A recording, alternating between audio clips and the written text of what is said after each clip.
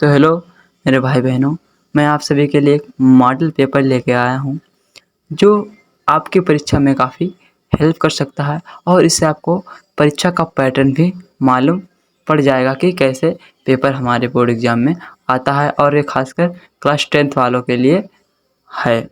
चलिए आइए आपको हम इस वीडियो के माध्यम से इस पेपर को सॉल्व कराते हैं। कैसे इसे सॉल्व करेंगे और कैसे इसका परीक्षा का पैटर्न आता है इसके बारे में आपको जानकारी देते हैं।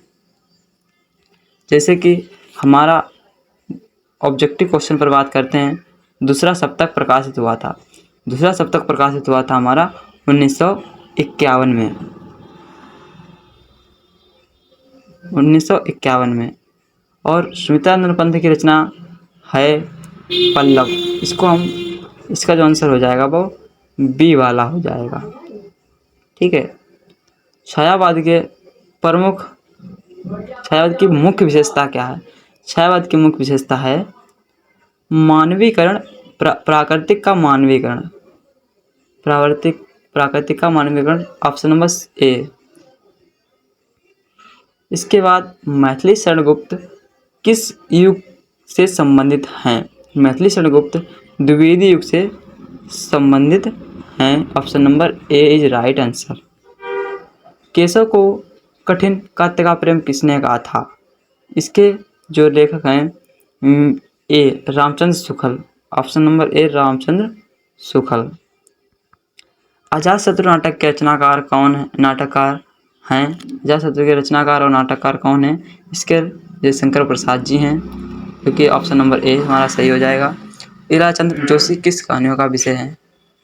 सामाजिक।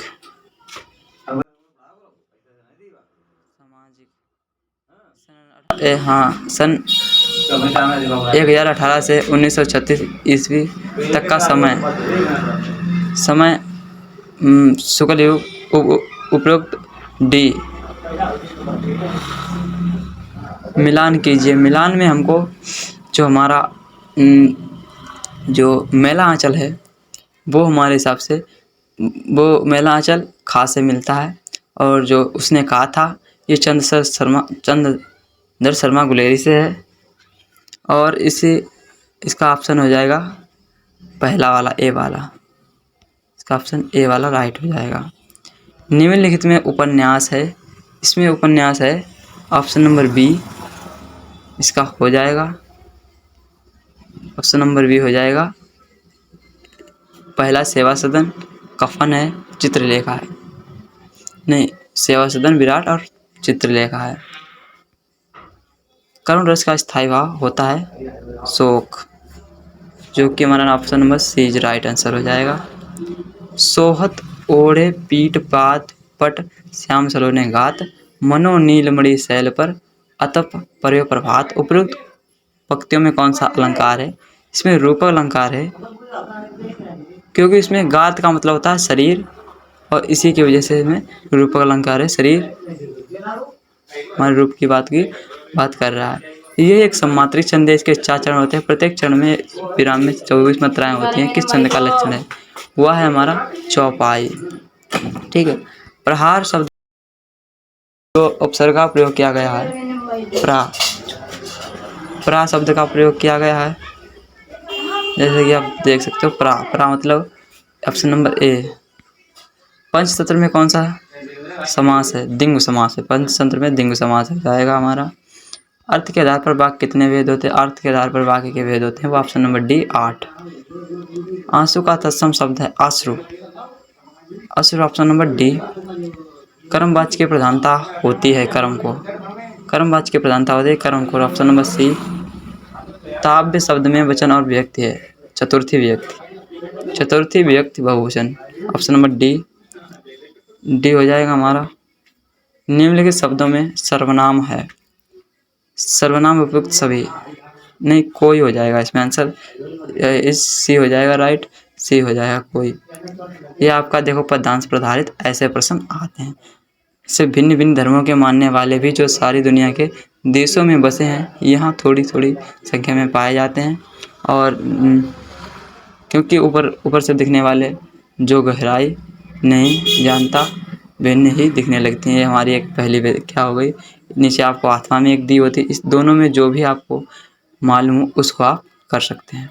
इसके बाद आता है हमारा पद्यांश पर आता है, जो हमारा 6 नंबर का होता है। इसमें आपको 2 व्याख्याएँ दी होती हैं और उन वो भी अथवा में दी होती हैं, और उनको जो आपको ठीक लगे उसको कर लो, जो आपको मालूम हो। इसके बाद आता है हमारा दिए गए संस्कृत गद्यांश में किसी एक का संदर्भ सहित अनुवाद कीजिए। इसके लिए आपको पहला चैप्टर सही से पढ़ लेना है और एक जो चौथा चैप्टर है उसको सही से पढ़ लेना है। इससे ही आपका एक अथवा में क्वेश्चन आ जाएगा और आपको 1 या 2 सभी श्लोकों का हिंदी अनुवाद कर जरूर लेना है, क्योंकि आपके पेपर में ज़रूर आता है 5 नंबर में। अपने पठित खंड का आधार पर निम्नलिखित प्रश्नों में से किसी का उत्तर दीजिए। आपके ज़िले का जो भी खंड काव्य हो उस हिसाब से अपना पेपर में कर सकते हैं। इसके बाद आते हैं हम दिए गए लेखों में किसी एक का जीवन परिचय देते हुए उनकी प्रमुख रचनाएं भी आपसे पूछेगा, जो आगे आपका 5 नंबर में आएगा।